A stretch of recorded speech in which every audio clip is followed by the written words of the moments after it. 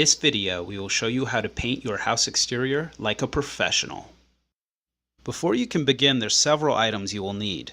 I've also put this list in the video description so you can just copy and paste it to make it easier.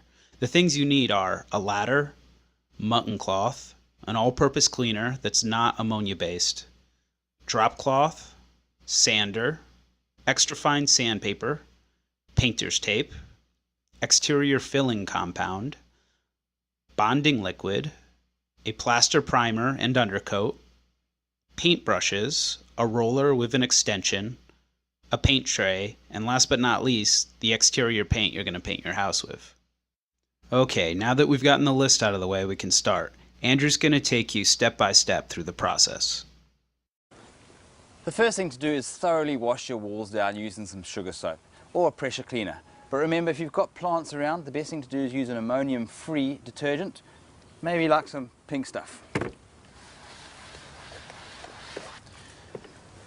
Scrub it down, rinse it off, and then make sure you allow it to dry. Scrape off any large flakes and bubbles of old paint and clean areas affected by damp. Sand the wall with an orbital sander using fine grit paper and dust the wall off with a mutton cloth. Identify any cracks that need filling, open small cracks with a scraper and then clean out any debris. Prime inside the cracks as this will prepare them for the filling compound and then allow it to dry. Fill the cracks with exterior filling compound using a putty knife and allow to dry. Then sand the filled cracks so they are flush with the wall surface. Paint bonding liquid onto the filling compound to get the paint to adhere firmly to it. You can also use a plaster primer. Allow it to dry. Always remember, you don't want to be getting paint all over your windows, all over your fixtures and gutter pipes. So tape them all up, cover them up so the paint can't get on there. With regards to gutter pipes, wrap them with newspaper and then you can use an angled brush to actually get around behind them. That way you're going to keep the paint off those plastic fittings as well. Drape drop cloths over your plants and flower beds to avoid the paint getting all over the plants. A textured wall requires more paint than the manufacturer's spread rate would suggest, so take this into account when calculating how much you will need. Buy all the paint from the same batch so it won't vary in colour. In order to get an even pattern on your wall, use features such as downpipes and windows and paint those sections first, and that actually allows it to blend in so you don't have stop lines and join lines. Same applies for eaves and around the edges, around the windows. Paint that while the paint is still wet so it blends in naturally.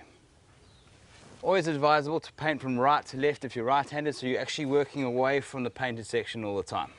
If you're left-handed, obviously the other way around.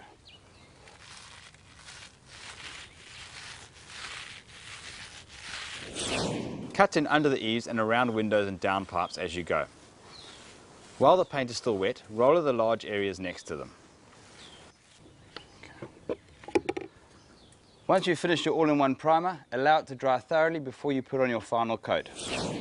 Once your plaster primer is dried, it's now time for our first coat of the top coat. Again, same as before, paint in sections, blend it all naturally, work while the paint is wet so you don't get any patches, and also cut in between the plastic pipes and then roll on in a W fashion. Continue doing the whole wall in exactly the same way. Our first coat of our top coat is now dry, and as you can see, we definitely need a second coat, possibly even a third.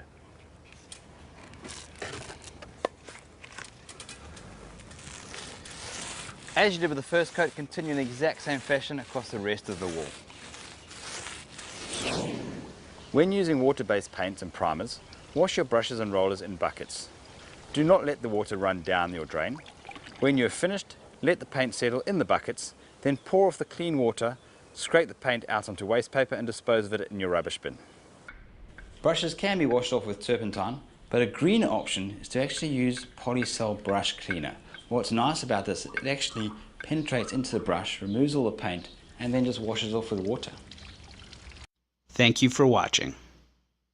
If all this seems a little overwhelming or you just don't have the time, you can give us a call at 877-866-8001 and we will connect you to a top-rated professional painter in your area who can paint your house for you. Give us a call.